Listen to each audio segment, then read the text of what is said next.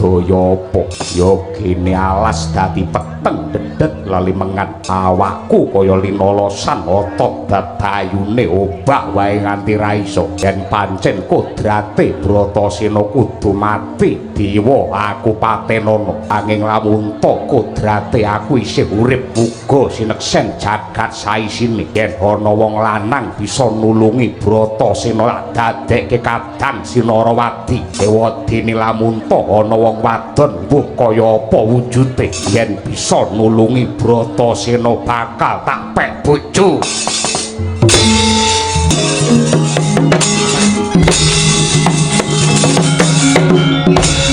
Mbahmu Bisma iki nekseni wiwit Pandhawa diobong ana bali sigala-gala nganti dina iki uripmu sak sedulur anane mung panandang lan kebak prihatin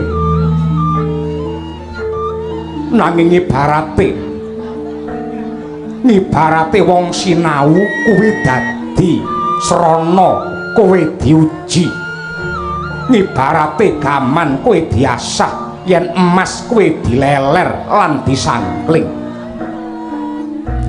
wong kuwi yen diuji bakale pinter gaman yen diasah bakale landhep emas kayen disangkling bakale mencorong mawa teja lelakon iki tampanen kanthi ikhlas kanggo nyembuh dewasaning pamikirmu Sena ndak pundhut banget wiwit dina iki kowe aja nakokke lan ngarep-arep kamukten negara Ngastina dene Pandhawa Ripalungguhan iki ndak paringi ijol kowe ndak paringi liru bumi subur lan jembar nanging isih awujud wana bebondotan ya kuwi wana marta ya wana mrentani babatana alas mau kanggo srana kamuktenmu lan dulur-dulurmu Pandhawa ndak surung puja mantra muga-muga sembada netepi marang jiwa tama Bratasena.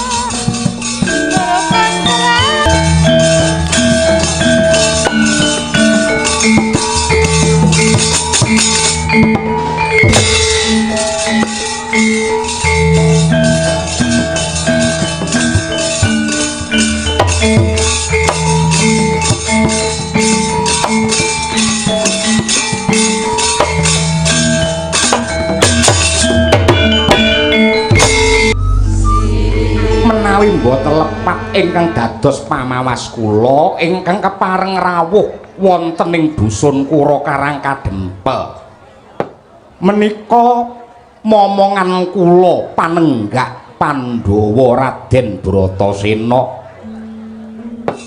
Dara Bima sarawuhmu kula ngaturake pambagi mawantu-wantu kunjuk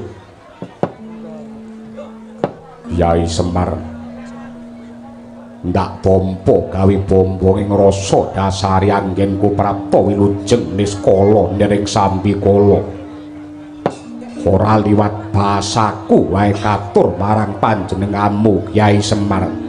Inggih kula tampi tangan kula kalih mugi andadosaken jimating gesang kula. Nyuwun pangapunten sampeyan ampun kaget sasampunipun rawuh wonten ing desa kula Karangkadempel ingkang mapan wonten ing ereng-erenging gunung tebih saking kutha tebih saking kraton hawanipun adem kados mekaten wong yen ra kulina dolan mriki kena hawa sing ngeten iki sewengi iso nguyuh ping 7 niku mangke.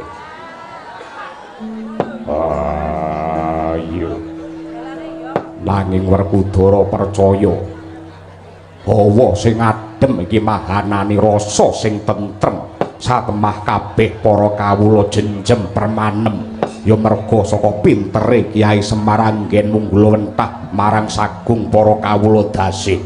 Nggih matur nuwun yen pancen kados mekaten. Tiyang mriki menika ingkang dipun utamakaken menika ing bab rasa panunggal guyub rukun samat sinamadan daya dinayan niki klebu janur gunung kadengaren ing atasipun dika keraya-raya rawuh wonten ing rampa kula mukal menawi boten wonten hewuh aya ing pambudi perintah golek kamukten babati Wanamarta gandeng kowe iki piyai sepuh aku nyuwun dawuh pamrayoga saka Kakang Ismaya nuwun sewu Den dawuhe mbahmu niku bener sepisan kanggo nyigek memungsuhan antarane Pandhawa lan Kurawa sing paribasan kaya banyu kalian lenga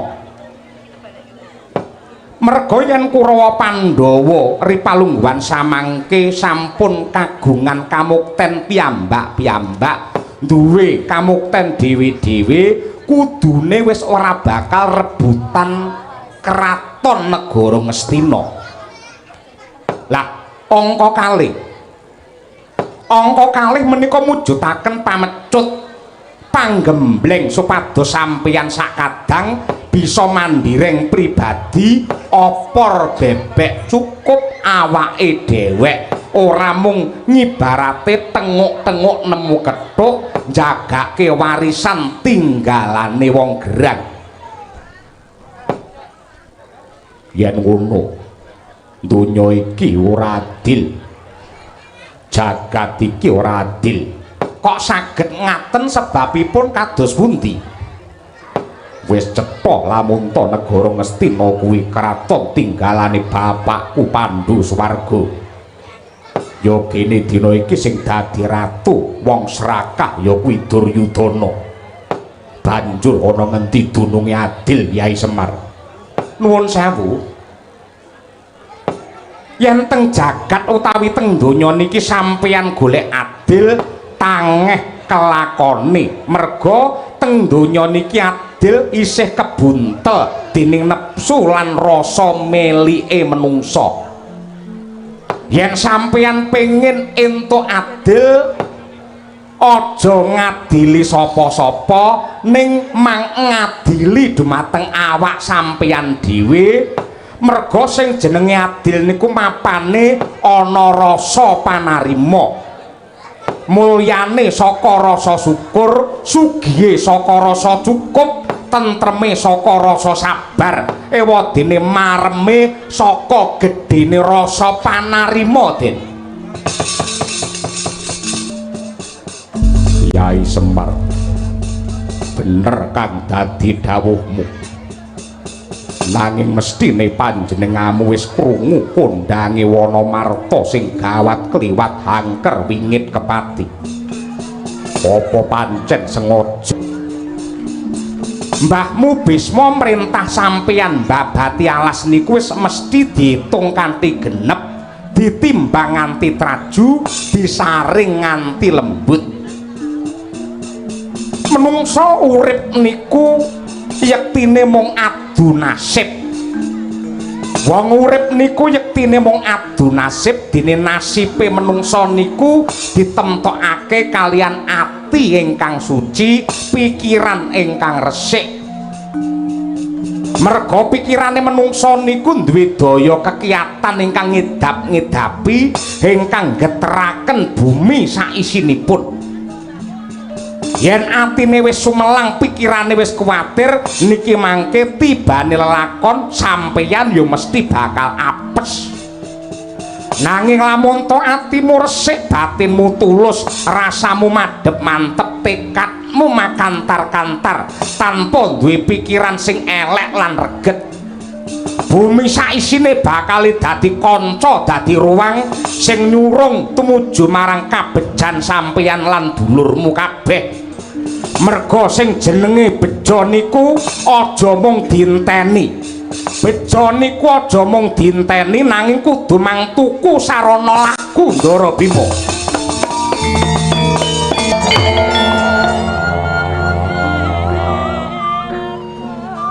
Yai Semar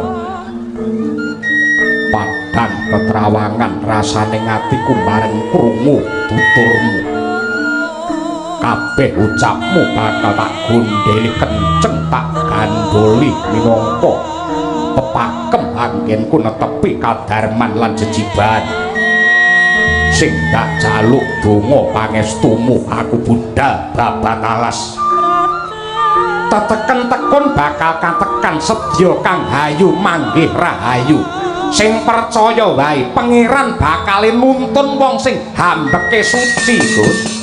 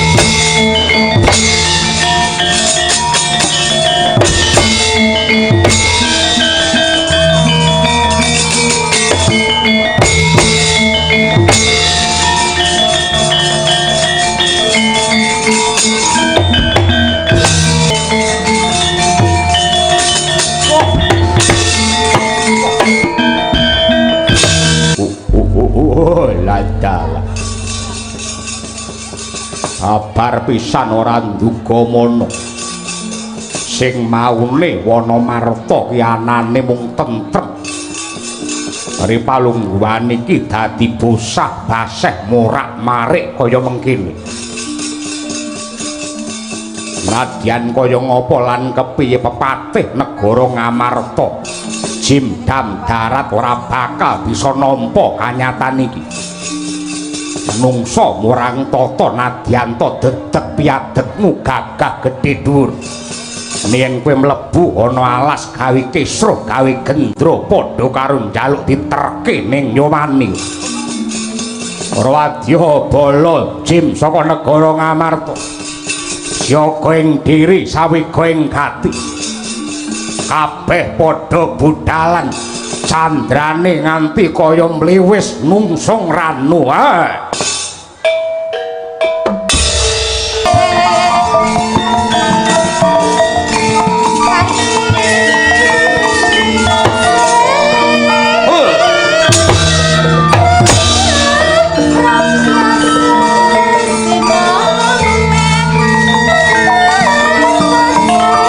Jebal tiagamu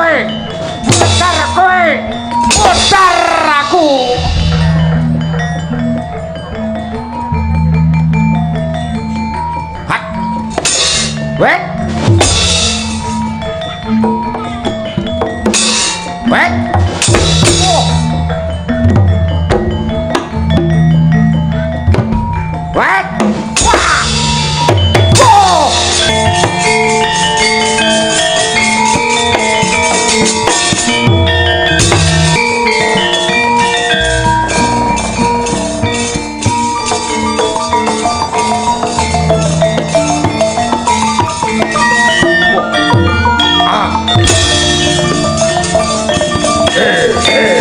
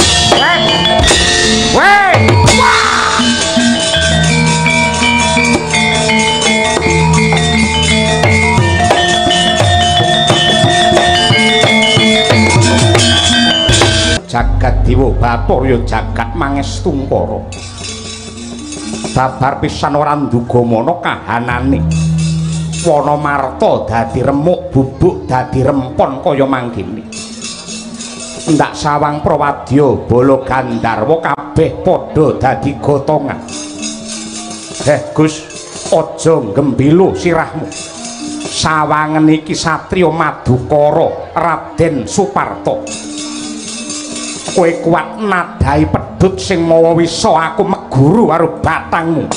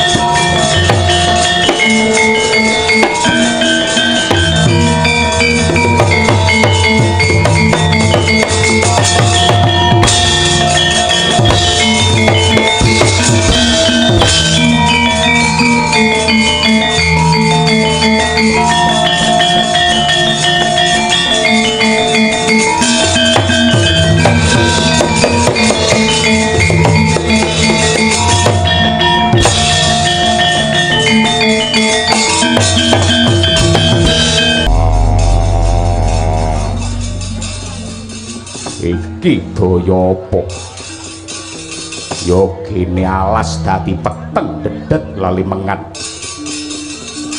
awakku kaya linolosan otot dadayune obah wae nganti ra iso yen pancen kodrate Bratasena kudu mati dewa aku patenana nanging lamun kodrate aku isih urip muga sineksen jagat saisine yen ana wong lanang bisa nulungi Bratasena dadekke kadang Sinarawati ewadene lamun ana wong wadon mbuh kaya apa wujude yen bisa nulungi Bratasena bakal tak pek bojo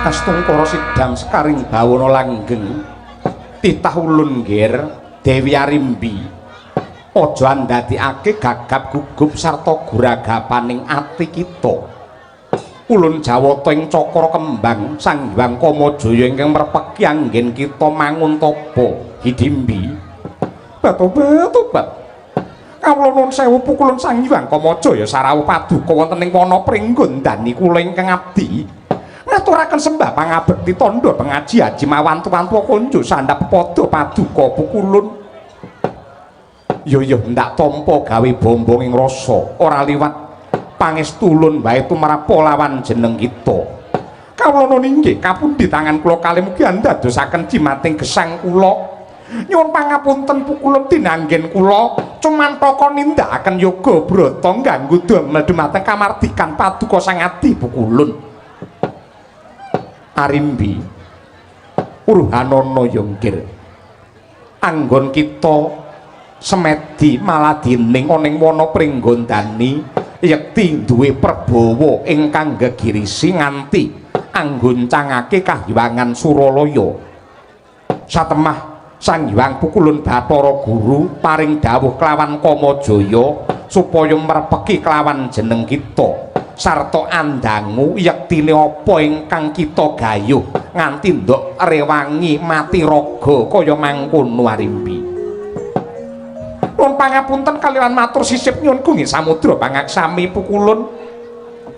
Mboten wonten bab ingkang gumana musik salebeting manah kula kejawi namung menapa kinten-kinten menawi derajatipun buta derajatipun raseksi menika kedah asor derajatipun benten kalian keluhuranipun Jawa menungso Nadyan to kathah ingkang paring dawuh bilih buta menika betah buteng aniaya ing hambekipun candala ing budi. Menapa kinten-kinten boten saged bilih raseksa menika ugi anggadhahi budi pekerti ingkang suci pukulun. Arimbi yektine golongan sarta wujud kuwi mung perlambang. Kuwi mujudake wadah sing wigati kuwi isine. Sing tegese Nadyanta blegere iki menungsa. Yen lanang pinaringan Jatmika, yen putri pinaringan Sulistya. Nanging lamun to tingkah laku muna-muni tindak tanduke milar saka kautaman, yekti menungsa mau bakal asor kang dadi derajate. Kosok baline Nadyanta wujud raseksi kaya panjenenganmu, nanging lan munta tansah gandrung kelawan kautaman lan bebener. Yekti jeneng sira bakal dadi mutiarane menungsa. Lajeng supados kula kaangkat derajat kula mboten namung kula piyambak, nanging golongan buta ingkang mapan wonten negari kula pringgondani menika saged luhur derajatipun menapa ingkang kedah kula tindakaken kalilan kula cumadong dawuh pukulun. Arimbi Purwanana, ora ana sing kudu tinindakake kejaba amung anyebar marang lelabuhan merga sak becik-becike titah ki lamun tok uripe bisa piguna tumrape bebrayan agung. Kanthi nindakake sepi pamrih rame ing gawe tegese nandur marang kebecikan nanging tanpa ngarep-arep bebungah apa-apa. Tanpa beda kaya pasemone oyot kae, Nadyanta oyot kae mapane ana sajroning bumi. Nanging duwe kewajiban ya kuwi golek banyu nggih nguripi wit godhong nganti sak wowoane pisan. Nanging lamun to wit mau wis gedhe, godhong wis ngrembuyung, wowoan bisa seger lamun to dipangan. Ora ana menungsa ingkang ngalembana marang oyot kuwi mau. Nanging Nadyanta oyot kuwi mau ora antuk pangalembana tetep netepi kelawan kewajibane golek banyu apa mestine. Mula lamun to tumindak sarta makarti aja nganti milik kelawan apa wae, milik kelawan sapa wae, nanging lambarana rasa tresna. Mergo apik-apike menungsa ki lamun to uripe tansah dilambari rasa tresna, ya tresna karo pangerane, tresna karo pepadaning urip sarta tresna marang alam sak isine nggih Arimbi. Kadilo mampah wanci pangklong kepapah kobor sewu sasampunipun kula mirengaken sabda tama paduka sang adi pukulun Bathara Kamajaya. Sepados saya gamblang lan wijang, monggo samangke paduka paring dawuh menapa yang kedah kula tindakaken. Yen kepingin nindakake tapa ngrame tetulung marang pepadaning urip, pripalungguhan iki Arimbi aja wedi kangelan. Lumebu ana ing wana marta. Sajroning wana mau ana satriya ingkang nemahi panandhang. Tulung ana satriya mau tanpa jeneng kita ngarep-arep marang bebungah apa-apa saka panjenengane Arimbi. Daya-daya nyuwun pamit nyuwun tamping berkah pangestu kula. Duga-duga ngati-ati aja keri Arimbi.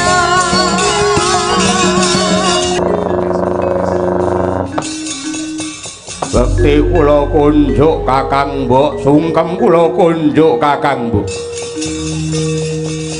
Ndak waspadake iki adiku sakloron Braja Mikalpa apa dene Braja Lamadan.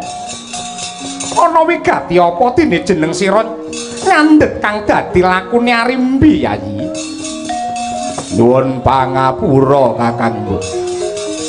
Bot-bote ngemban perintah dawuh saka Kaka Prabu Arimbo supaya nungsung kabar kelawan panjenengamu ndak sawang kok katon sumengko pengawak Bajra Sigra kang mawa kita. Panjenengamu arep tindak ndi Kakangku? Kakangmu Arimbi bakal tindak ndi? Pripalungguhan iki aku njaluk pamit bakal nindakake tapa ngrame. Tapa ngrame iki tegese tetulung marang pepadaning urip tanpa ngarep-arep pituwas apa wae. Aku bakal mlebu ning wana marta. Mengke dhisik Kakangku. Kabar kang semebar warta ingkang rata mungsuh bebuyutan satru mungging cangklakan tumrape wong Pringgondani. Ya kuwi tedhak turun Prabu Pandhu sing jenenge Pandhawa. mligine sing jenenge Bratasena kabare nemai bilai ana ing Wanamarta. Yen kowe ana Wanamarta kowe bakal ngopo Kakangku? Aku bakal nulungi marang panjenengane. Oh cetha lamun ta butuh marang ngorek-orek karo jenenge wong Pringgondani. Kanjeng Rama Trembaka kelawan Prabu Pandhu biyen ki mungsuh bebuyutan.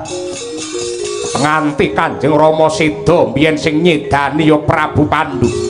Lah kok Ripalungguhan iki anake Trembaka arepe tetulung lawan tedak turune Pandhu ya kuwi para Pandhawa ora minger kiblatmu. Yen nganti kapan wae rasane menungso ki mung anane memungsuhan banjur besok kapan donya iki tentrem. Ing antarané menungso kelawan golongane buta ki ora ana bedane, kabeh kudu mlaku bebarengan, kabeh kudu guyub rukun, merga padha-padha titahing Gusti ya Dihah. Nadyan kaya ngapa lan kepiye ora bisa Kakangku. Kakangku Arimbi kudu mulih, kowe kudu bali. Pinalana prumpat linantya medhot. Yen kowe dadi pepalang iku tega mentala ndejueng wandamu. Ah, lakon dulur dadi mungsuh iki.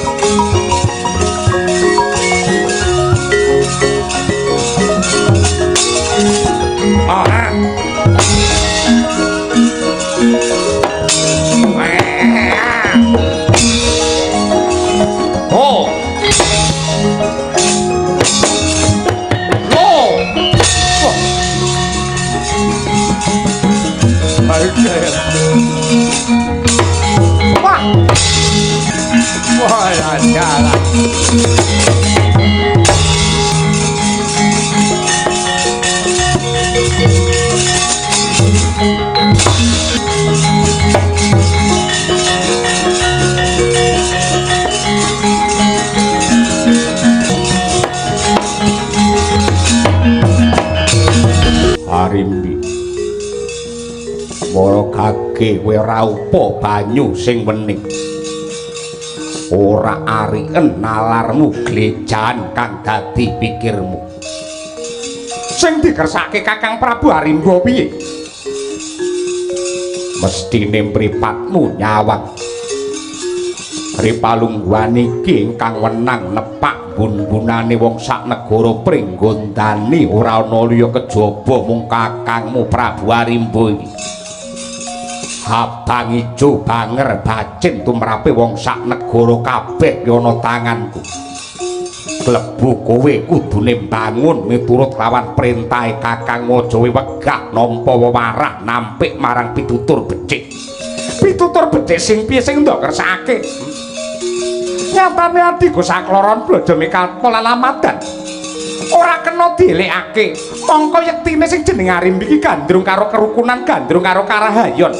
Mongko kabeh para makhluk ingkang ditandur ning alam padang dening Gusti ingkang nggelar jagat kuwi yektine kabeh duwe kewajiban ya kuwi ngajab marang rahayu ngedohi saka rasa mungsuh lan uga rasa sengit. Nanging kowe melek mripatmu.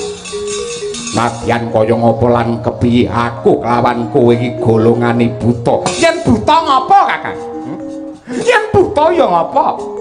Nadyan to raseksa aku karo kowe iki padha karo titahing Gusti kang dicipta dening Pangeran. Ora ana bedane karo menungsa, mung bedane endi sing tumindake becik ya kuwi sing luhur derajate, sing tumindake oleh pembal asor kang dadi derajate. Kowe mlebu ana marta arep nulungi para Pandhawa. Aku netulung marang sapa wae ora pilih kasih. Sapa wae ndak tulungi lan sapa wae sing mbutuhake bakal ndak ayomi. Gedhen piyak kurang cagak. Yen tetep ndok tindakake ilang-ilangan ndok siji luwih becik aku ora duwe adi diapurmu. Atos nganti kaya watu kang dadi penggalihmu Kakang Arimba. Mbok menawa yen pancen Arimbi ora iso ngemutake kelawan panjenengamu, engko jagat sing bakal ngelekake karo sliramu. Pinalang ana mlumpat rinanti medhot. Aku tetep tetulung marang pepadaning urip. Aja kok mung panjenengamu sing ngelekake kelawan Arimbi. Dewa mudhun nggawa gaman bledhek, aku tetep nyebar dharma kautaman, Kang. Arimbi.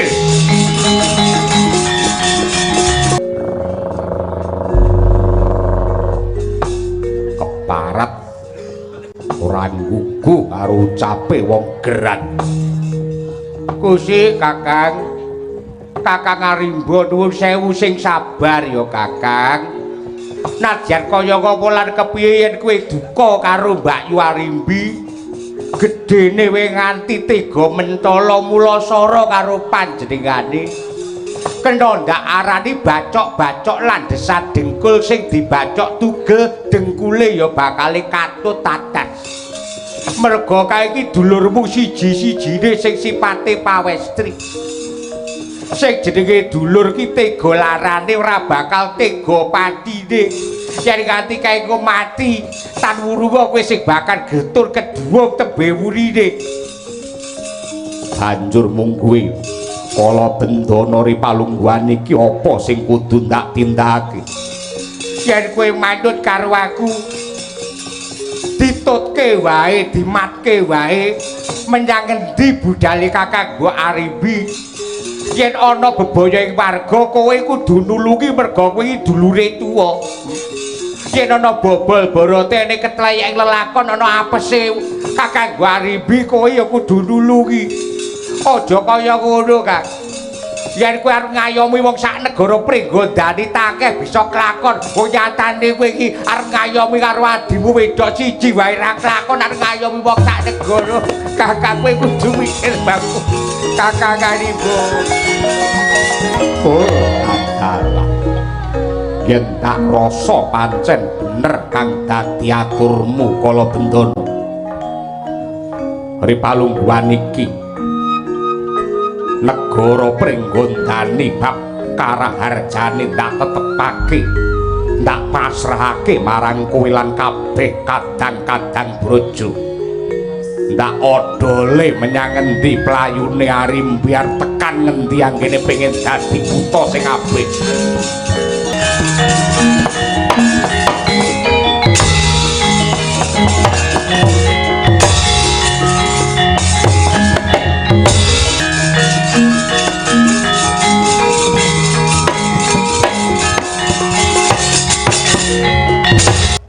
sungkara sidang sekaring bawana langgeng. Nduk Asmarawati,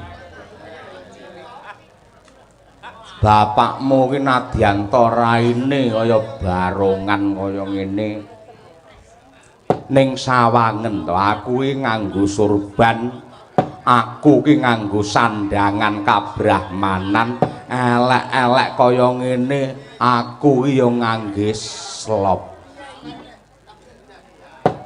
Aku dadi pujangga ning kraton Danamarta utawa Ngendraprasta. Aku dadi undagi.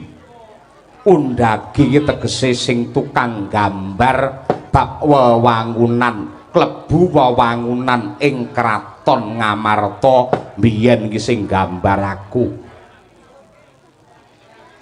Para Gandharwa iki kabeh do ngaji-aji do mundi-mundi yen karo pendhita ing Sendhang Cintaka Pura ya aku iki Anggara Parna. Ning pedhae apa aku dadi pujangga, aku dadi pendhita yen nyawang anak wadon sing peteng jagate kaya ngono.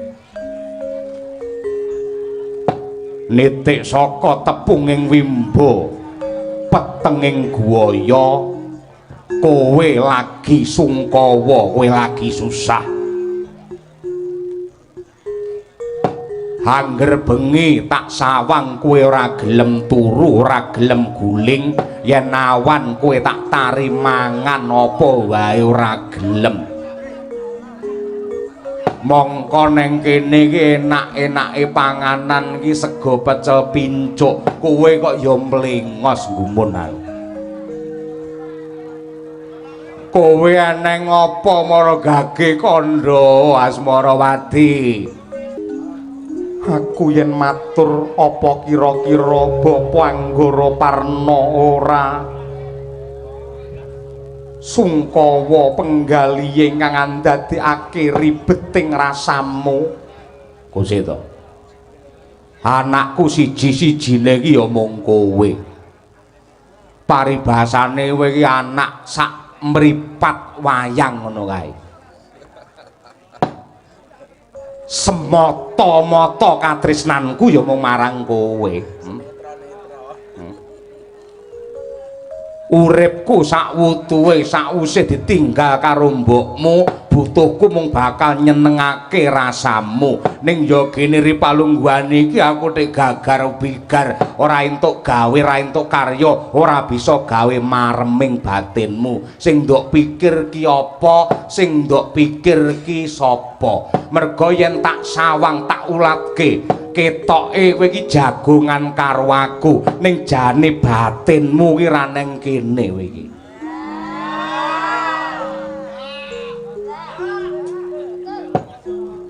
Aku tak matur ya Bapak. Ayo matura. Ngimpi kuwi apa? Ngimpi langgam apa sing kusik to?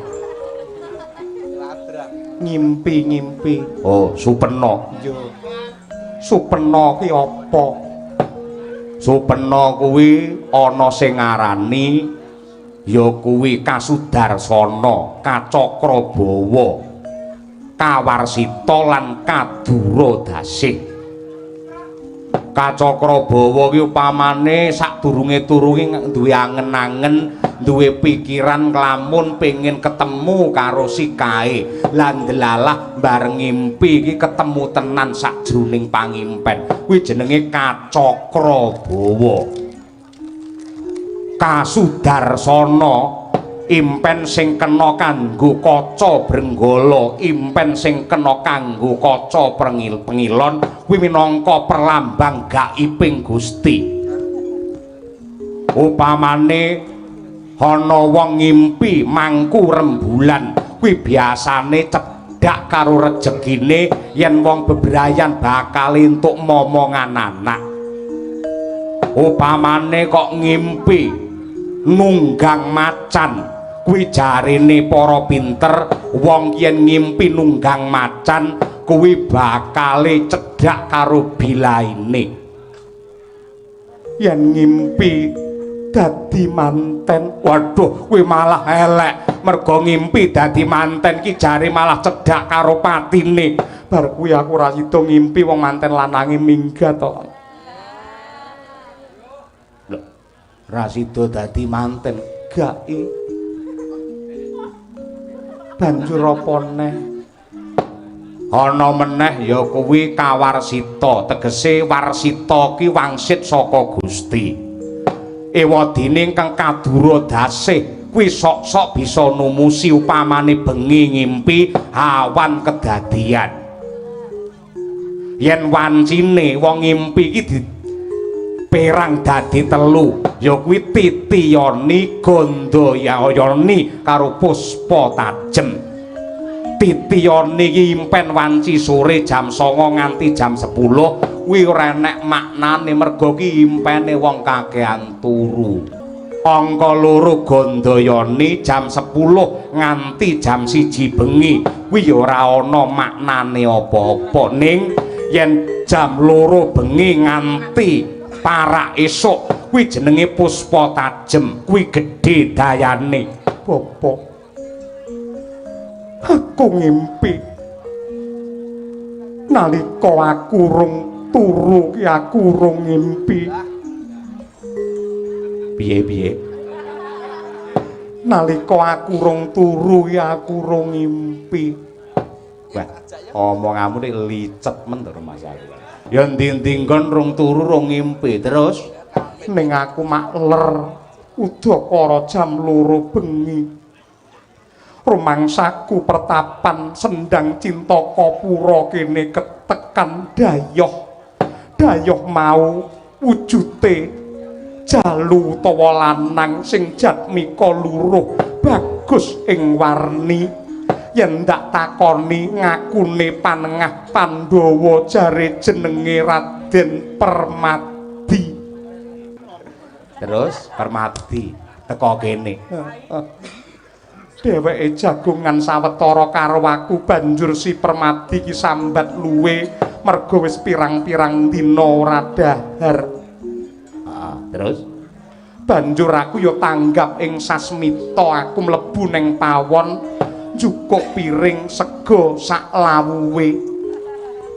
Banjur piring mau ndak aturake marang Raden Permadi anti atur, monggo Raden tak aturi dahar. Raden Permadi gelem nampani piring kuwi mau. Panjenengane ora kersa, jare awake kaya dilolosi otot bebayune. Awake tanpa daya gelem mangan lamun to tak dulang. Sik. Dadi gelem mangan lamun to didulang. Ya nyam ngono. Urung. Nalika tak dulang aku njupuk sendok banjur njupuk sega. Tak cedhakke ana tutuke Raden Permadi, dheweke gedhek. Ora gelem yen nganggo sendok. Kepingin dipulukake ngangge tangane Asmarawati. Sendok banjur tak singkirke, aku njukuk sega nganggo driji kulima, banjur tak puluk. Harep tak aturake ana tutuke Raden Permadi, panjenengane ya gedhek meneh. Tetep ora gelem dahar, ora gelem. Lah geleme piye? Pengine didulang lambe musuh lambe. Sega mau banjur tak lebokke ana tutukku, tak mamah nganti sak lembut-lembute. Nalika lambeku tak cedhakake Raden Permadi, dheweke banjur mangap ning barengi karo biar padang. Sajroning lambeku arep tak cedhake lambene Permadi, jebul kok ganti cangkemmu to Bapak. Kaget kaya barongan kaya guwa bake Bapak Anggara Parna. Ya, ora apa-apa wis to. Aku kok elek-elek kaya piye ra masalah. Nadyan raiku kaya barongane anakku lak ayune kliwat ukur. ora mung ayu secara lahir ning ayumu nganti tekan batin.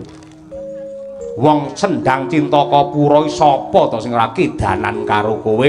Sapa apa neh yen kowe kadung nyuwara banjur ngonekke wangsalan bayo lemu mulih esuk kapan? Bubar kuwi aku kelingan Raden Permadi terus sing ndak pikir ya mung Raden Permadi terus. Aku arep mangan rumangsaku Raden Permadi mesem neng piring. Aku arepe turu rumangsaku nalika aku turu mlumah Raden Permadi ki mapan ana usuk. Aku turu miring rumangsaku Permadi ana tembok. Yen aku murep rumangsaku ganjel. Bob rene ta Bob. Omonganmu karo wong gerang rata to aku ngaturake witing klapa sak lugune kok. Ngene lho Bob. Aku ngopo wae kenapa kok kelingan Raden Permadi terus. Mbok menawa yen aku ora iso ketemu karo Raden Permadi, aku ora dawa umurku. Nganti sawangen kaya aku duwe dolanan ning kamar ki pirang-pirang. Yen nganti sesuk-esuk biar padang aku ora ketemu Permadi, mbok menawa aku wis kendhat tali murda bapa.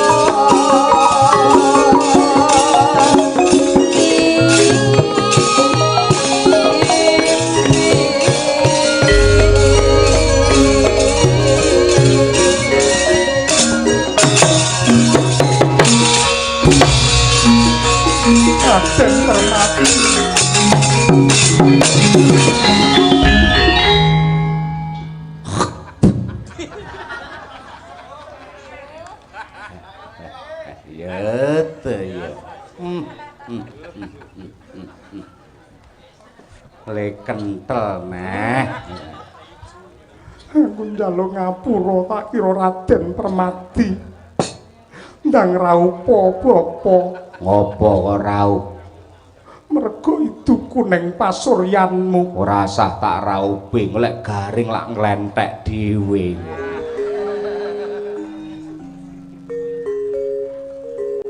Kowe lungguh sing penak ya, Nduk. Bapak sing bakal ngubengi jagat nuruti katresnanmu lak opyake ning endi sing jenenge Permadi jantung ati. Raden Permadi kowe ning endi? Tijo-tijo Suleksana tijane wong kang anyar katon. Ngarep endi kang sinedya mburindi kang pinangka tigas kawuryan. Sopo sinambating wewangi? Wah, Raden. Nderek tepung Gladiwanuk. Ala tanpa rupa kula menika Brahmana ning sipatipun Gandharwa. Wingking saking pertapan Cintakapura peparap kula pun Anggara Parna inggih Resi Wilawuk. Leres jengandika ingkang kekasih Raden Arjuna ya pancen dasar Purnata ladalah iki sing tak goleki.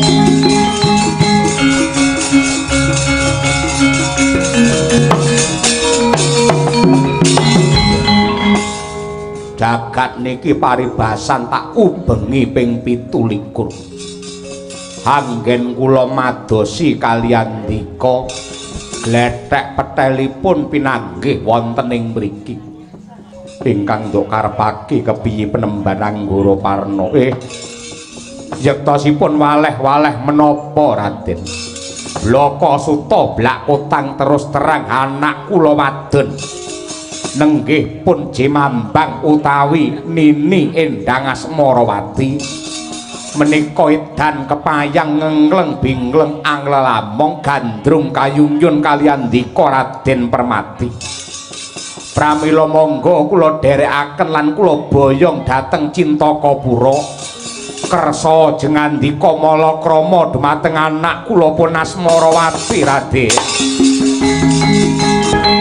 Gus apa Pedro? Ampun lali jenengan iki duwe tujuan madosi icalipun Ndara Bratasena ingkang raka. Tur yen sampeyan niku mestine apal to. Bapake wujude kaya barongan ngono. Anak-anak mesti ra memper babar pisan. Nggih, Den, aja gelem. Bapake buta kaya ngono, anak-anak mesti ya merongos.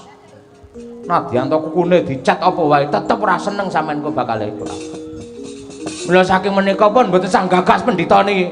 Kowe aja nyepelekake karo anakku, pancen bapake kaya ngene wujude ora bejaji ning anakku kuwi ayu. Alah ora ngandel. Jenenge kacang ra ninggal anjaran. Pake mengangeh kaya ngono, anak ya mengunguh ora. Sing gedhe pangapura Mursi Anggara Parna. Aku ora bisa nampa kang dadi dawuhmu merga ana kewajiban sing kudu ndak sangkul. Mangke kula ingkang badhe mbebantu madosi dumateng kadang dika ingkang ical-icalipun lak mapan wonten ing Wanamarta.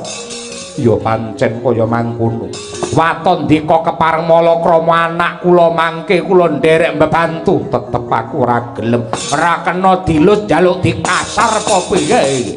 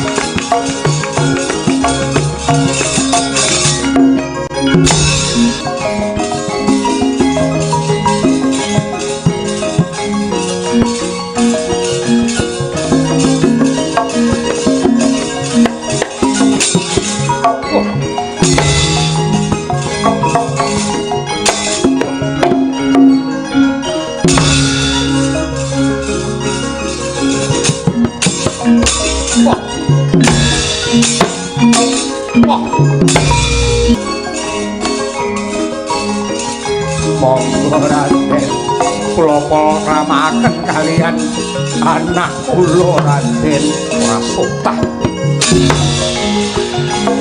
Raturi nglegani anak kula menawi boten krama kalih jenengan dipun entengaken pejahipun.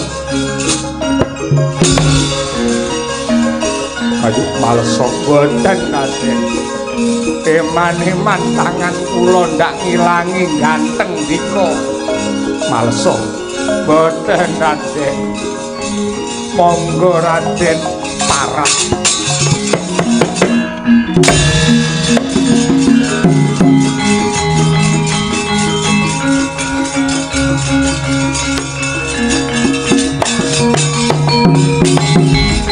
Jayamrata gerbuten aku. Pendhita buta cetha lamun ora kena ginawe becik. Ora wurung gilang-gilang kuwandamu jerbabah depani lemah. Parandene ngono ngendel-ngendelake nantang perkara karo Permadi.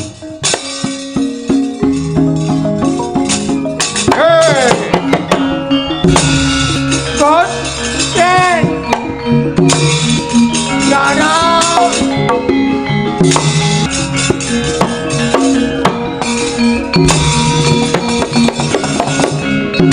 Nuwun pangapunten Raden Permadi, kepeksa kula nindakaken sanggit rungsit rika daya kangge ambopong sarta amandha ndika. Nggih mriki menika griya kula pertapan Sendang Cintakapura ingkang mapan wonten ngajeng kula menika ingkang kula aturaken anak kula pun Asmarawati Raden. Kersa malakrama menapa mboten Raden Permadi. Nadyan bapake buta ning anak kula nggih ayu kados mekaten. Endi mau Panakawan sing ngenyek karo anake Anggara Parna mau endi? Mripate do nyawang nggih anakku kaya ngene iki. Duh. Ayu Pak Truk. Ayo. Kok iso ngono ya nyolong pethek ngono ya mau bapake kaya ngono. Wis anake ayune iso kliwat ukur kaya ngono lho. Lah iya. Lha Janaka opo? Kersa napa mboten? Nek pancen mboten kersa kula wakili napa pripun? Ora iso. Lah pripun iki lho? Bektiya Tandha. Nggih. Sarawuh paduka Raden Permadi kula ngaturaken pangabekti kunjuk pepada. Piye? Aku ora krungu. Rada maju kono. Sarawuh ndika Raden Permadi kula ngaturaken sembah pangabekti. Kepiye? Aku ora krungu. Rada maju kono.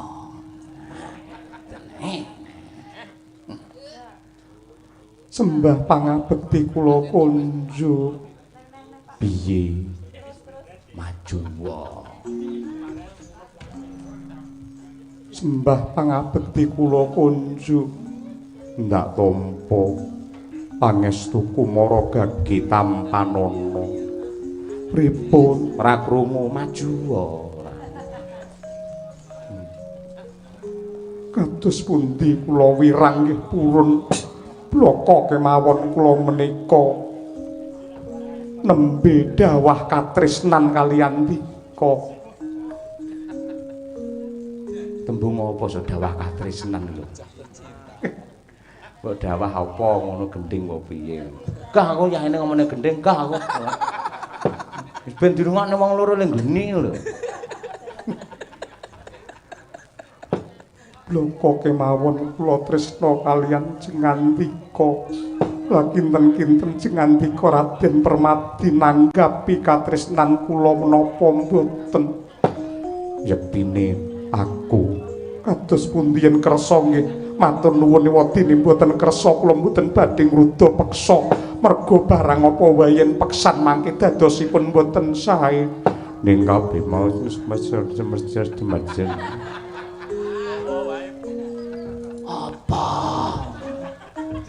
wong suarane angleng kaya ngono anggur omong ora jelas. Ngambil jungkate. Pripun tresna napa mboten mesake anak kula? Raden Permadi tresna mboten? Mas.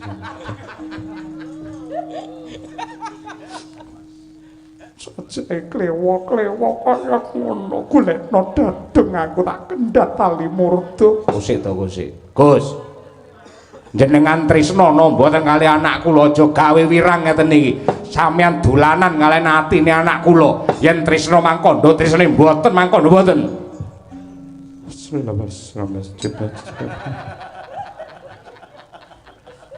Ora apalane mongko apa-apa jane apik lho. Angger adu arep karo wong wedok ora jelas senengane ora. Menengo senengamu macem-macem nak sentik pisan ora. Yektine nggih. Yektine pripun? Aku isih duwe kewajiban. Nggih ngertos.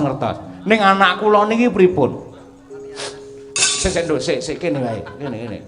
Nak nyemplung sumur. Oh, sat semure sat aja kene ae. Saniki wirang-wirang kula lampahi tresna napa mboten?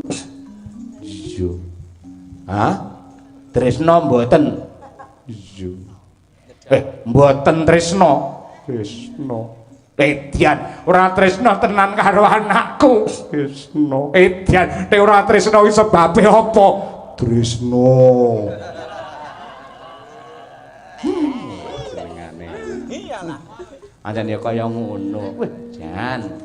Malah putri sing asli ini tanpa polesan ngeten iki lho, Den. Ora kakean ragat, kakean perawatan iki murni cah gunung. Angel golek-golekane.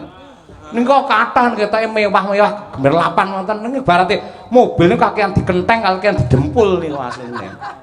Sing murni ngeten iki. Ngono kuwi. Ambak taune tuwa ora apa-apa, nyurung ya nyurung ora. Ngomong apa? Iya. Pripun? Iya. Iya pripun? Aku Ki pripun? Gelem. Sepora Ya aku CB ya CB. Apa tak CB kok? Cinta banget. Lah ngriku sing tuwa pripun aja menteleng ae ngono. Lah pancen padha tresnane pundi kula ijabke pisan sakniki.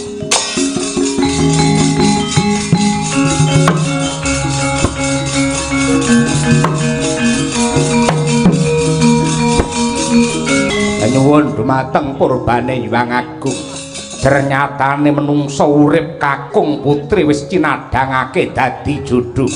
Muga-muga Raden Permadi lan Asmarawati atut runtut runtungan nganti kaken-kaken ninen-ninen ambabar wahyune jodho ing salaminya.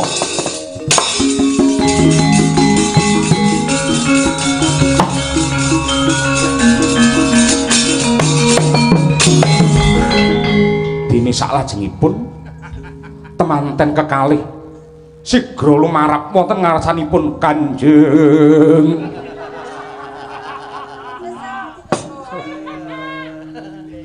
matur nuwun Bapak. Matur nuwun Bapak. Nggih, reka. Niku rombongane nggih tiyang kalih niku loro turu ning mburi kok. Turu jeh ora.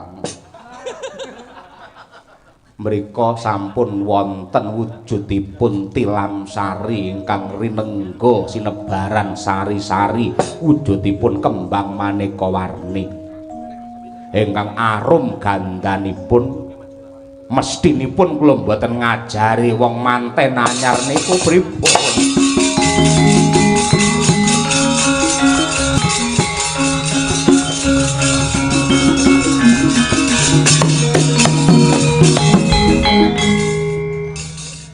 Napa kok njur bar mlebu wonten ing pasarean kok mak berabat mriki? Bapak, Piye Nduk Cahayu? ning kamar enek ula. Ning kamar enek ula. Ula apa gedene sepira? Batobat liwat saka ukur. Ulane sapa? Ulane Kang Mas Permadi. Ngene sing tuwek-tuwek ngrungokne malah isin dhewe. Ora diopeni apa-apa. Pameri wong kaya ngono. Enten napa to, Den? Nenggirat raos sing manah kula. Kula menika kadhawuhan Eyang Bisma sakadang Pandhawa menika nindakaken babat Wanamarta. Monggo sak mangke ingkang rumiyini lampah Kakang Mas Bratasena tanpa wonten kabaripun. Menawi ngantos katriwandan mongko sumpahing Pandhawa ngibaratipun ndok sapetarangan mukti siji mukti kabeh mati siji kabeh bilani. Nuwun pamit.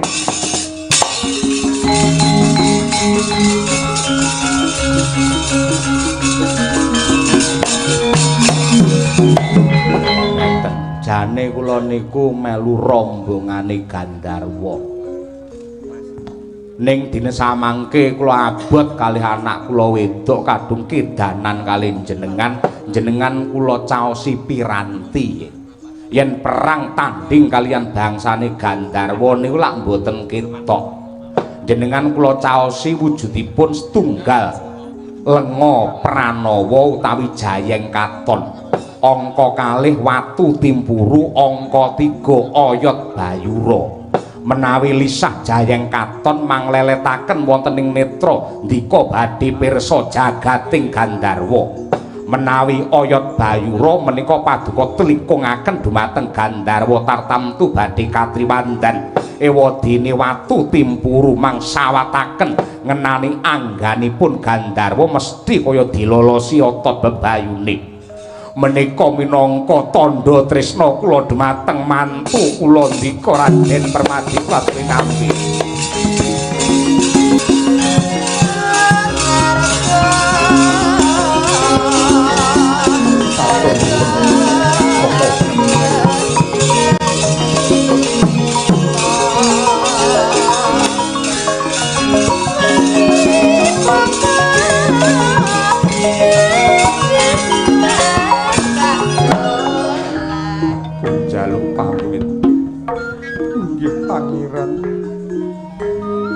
Langkung nderekaken wilujeng sembah kula ingkang umiring dumateng tindak jengandika Pangeran Permati.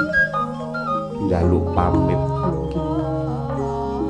Sing ati-ati ana dalem katresnanku tetep ngrembuyung marang jeneng sira. Nggih, kula ugi tresna nancep wonten ing manah kaliyan dika. Raden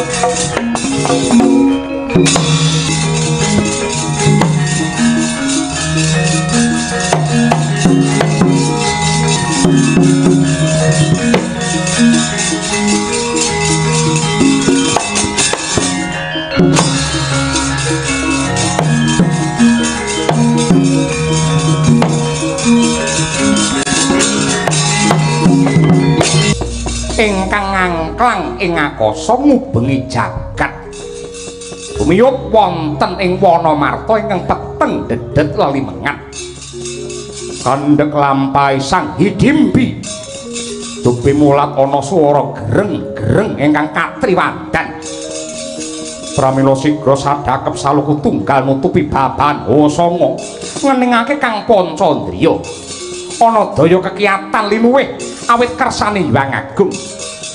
Angin Garuda Gandha arum bandang trajang nyeblak pedhut wisa padhang tetrawangan gregah Sang Bratasena.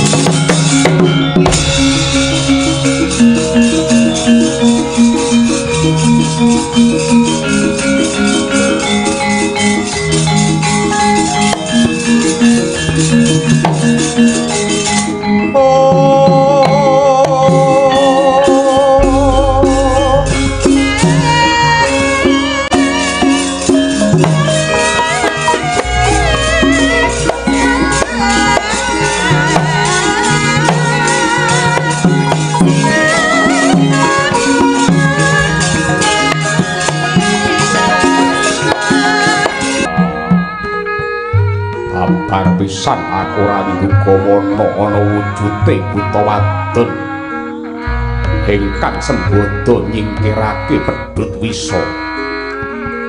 Para Gagi kowe prasaja, kowe prasajana, kowe sapa lan saka ngendi? Aduh Raden Bratasena dipun tepangaken. Ala tanpa rupa kula menika putri saking negari Pringgondani dene nami kula pun Dewi Arimbi ya Hidimbi Raden. Banget aku ngaturake panuwun dene jeneng sira Arimbi. Dadi lantaran usadane panandangku. Raden yektine aku mung dadi lantaran dene kabeh ingkang dumadi wis dadi keparenge Hyang Agung. Arimbi, nadyan kaya ngapa lan kepiye aku tetep matur nuwun lan kanggo srana males marang kebeciamu marang Bratasena. Ripalungguhan iki aku bakal netepi bawa leksana. Kowe bakal ndak mulyake, kowe bakal ndak ayomi, kowe bakal tak pek bojo Arimbi. Nuwun sewu Raden Bratasena. Sing gedhe pangapuramu ora ana ceceking rasa aku nampik marang kanugrahan ingkang ndok paringake marang Arimbi. Nanging anggonku tetulung marang panjenengamu iki mau tulus lahir batin tanpa pamrih lan milik karo apa-apa Raden. Lakon iki aja nganti ngebot-ngeboti rasamu. Tur aku uga bisa mawas diri wujudku iki buta wadon ingkang ora patut sesandingan kelawan panjenengamu Raden Bratasena tetil ingkang piyayi dadi jatmika kaya mangkono. Arimbi, iki wis dadi sumpahe Bratasena.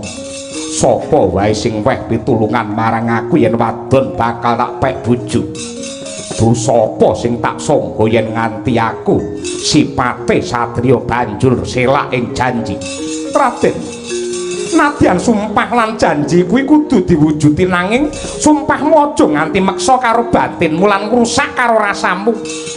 Panjenengamu ki satriya bagus jatmika kaya kurang prayoga lamun to kagungan garwa ingkang sipate raseksi kaya Arimbi. Dasar anggen kucaos pitulungan iki mau tanpa linambaran pepinginan lan rasa milik babar pisan kejaba mung anyadang sih nugrane Hyang Widi Raden. Nanging yen kowe ora gelem tak pek bojo tegese kowe sing nyurung Bratasena lincat ing janji tanpa benten kalian Arimbi. Lamun to aku gelem nuruti janjimu tegese bakal cabar tekadku anggonku nandur kelawan lelabuhan sing kudune aku nindakake sepi pamrih rame gawe aku aja kok pek bojo Raden. Mengko dhisik Dewi Arimbi apa dene anakku Bratasena wis sawetara suwe anggenku nggatekake anggenmu rembugan. Cetha lamun to jeneng sira sakloron padha-padha mutiarane menungsa ingkang kepingin netepi kelawan tekad lan janji ingkang suci. Jujuring ati lati lan pakar tindok antepi tanpa kegiwang karo eden-eden kadonyan. Bratasena nadyan to sipate satriya sing kudune sesandingan kelawan putri Sulistya nanging milih wujude raseksi merga eling marang lelabuhane Arimbi sarta ngantepi sumpah supaya ora tetel jiwa satriyamu. Tanpa beda kelawan jeneng sira Arimbi ingkang pranyata atimu jembar kaya segara. Nadyan antarane wong tuane Pendha lan Kurawa Prabu Trembaka kelawan Prabu Pandhu biyen memungsuhan. Nanging rasa memungsuhan mau kok kipatake merga atimu tulus linambaran rasa asih pring pepadaning urip. Jiwamu suci adoh saka rasa serik.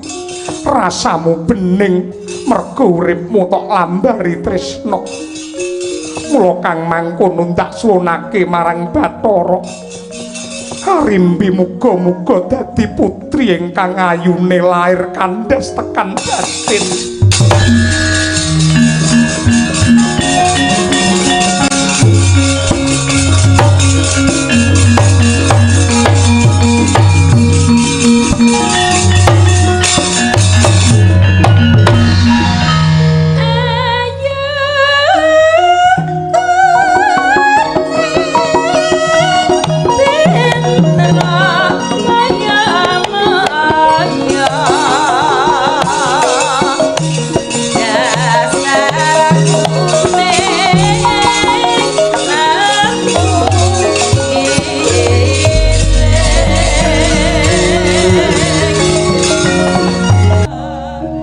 Kanjeng Ibu paduka ingkang sampun ngruwat dumateng kawontenanipun Narimbi.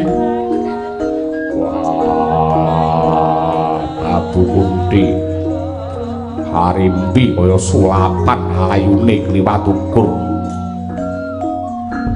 Dudu saka kekuatane Kunti nanging kesurung suci ning atine Harimbi pribadi. Mula ripalungguhan iki cah loro aja sangga runggi. Antepana suci ning katresnan lahir batin donya tekanake. Ora liwat mung bakal ngestokake dawuh Babu Kunti.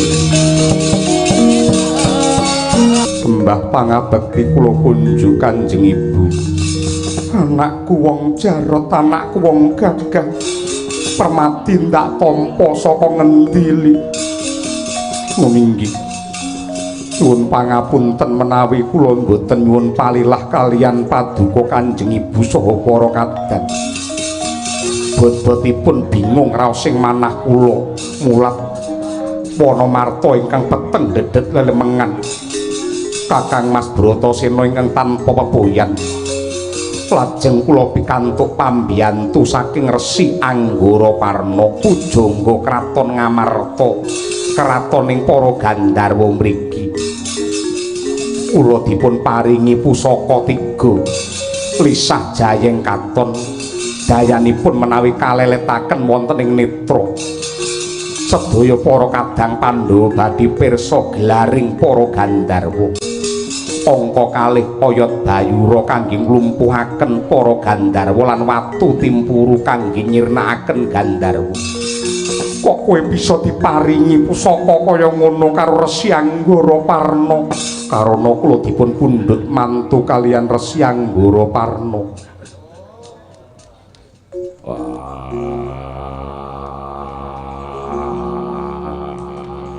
Aja dawa-dawa.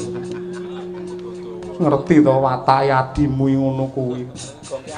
Nguntungake angel lho golek wong model kaya ngene iki. Rabi malah entuk bejo, entuk nugroho kaya ngono. Yen pancen ngono, lenga jayeng katon kuwi leletno ngene dulur-dulur meng roh kahanane para Gandharwa. Pusaka paringane maratuwamu nggon gaman nyingkirake Gandharwa. Ning Gandharwa kaya aja nduk sirnakake kanthi rasa sengit lan mamungsuhan elinga. Para Gandharwa kae luwih dhisik mapan ning Wanamarta, kowe wong medhayah, kowe wong neneka nganggo tata krama sing apik. Inggih mboten langkung ngestokaken dawuh. Ayo kaget tindakno.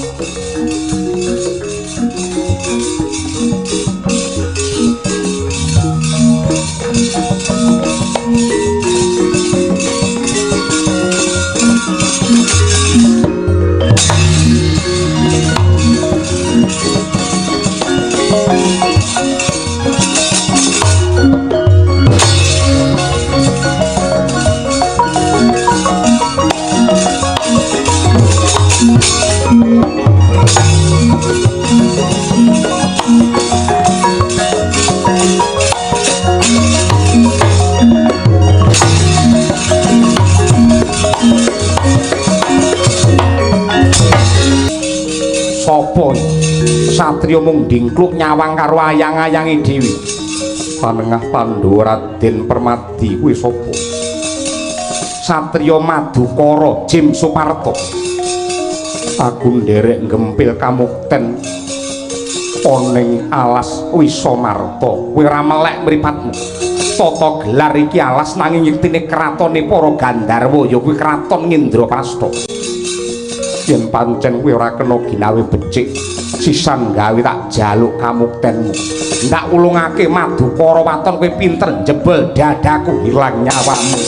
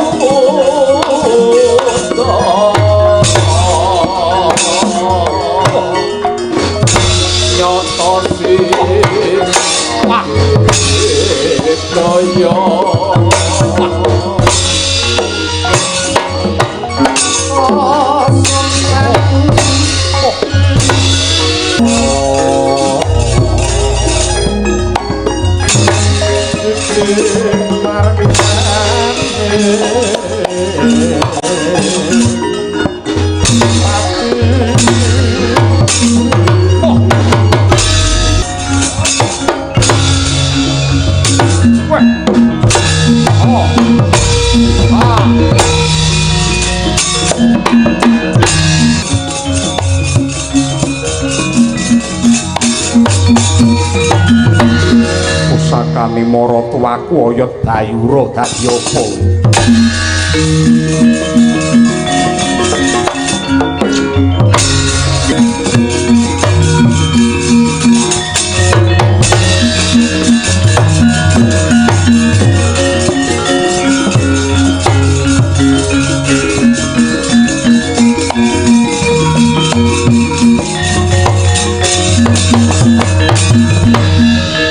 Duwe oyot Bayura peparingi maratuwaku Resi Anggaraparna mongko Anggaraparna ki pujangga ngamarta kedhian tenan abot karo mantune timbang karo negarane ora idep saiki apa abamu gandeng aku wis tinarungku netepi bawa leksana kasatriyan Madukara pasrahke kowe Raden Permadi.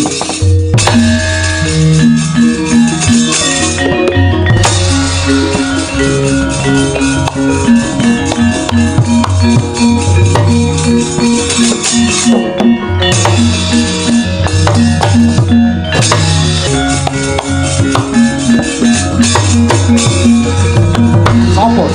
Aku Raden Pinten, kowe sapa? Aku Jimnakula. Minggat piye? Yen kowe ora ngidini para Pandhawa anggene golek kamulyan ning kene aku tega karo kowe. Sisan gawe sawu jajar kasatriyanku tak wenehke kowe waton kowe iso glundhungke sirahku. Nyo!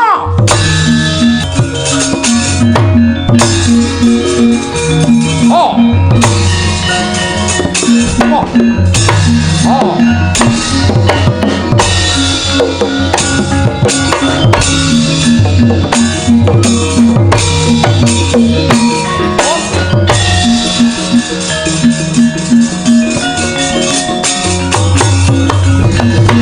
Apa ki Tangsen? Kowe sapa? Jim Sadewa. Tak jaluk kamuktenmu. Bumir tau tak ulungake waton kowe pinter jengkelangke wandaku. Nyo. Oh. Oh. Oh. Oh.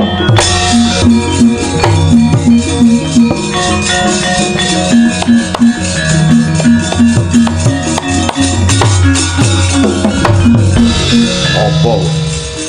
Raden Bratasena. Kowe sapa? Dandun Wacana ya Jim Jayalaga. Kowe ra kena ginawi becik, kowe sing ra kena dijak rukun. Ing palungguhan iki kepeksa aku tega karo kowe. Yen pancen ngejak panca bakah, sisan aku gawe sayembara. Buku Penjodipati waton wisa nglangkai bangkeku. Ya. Wah.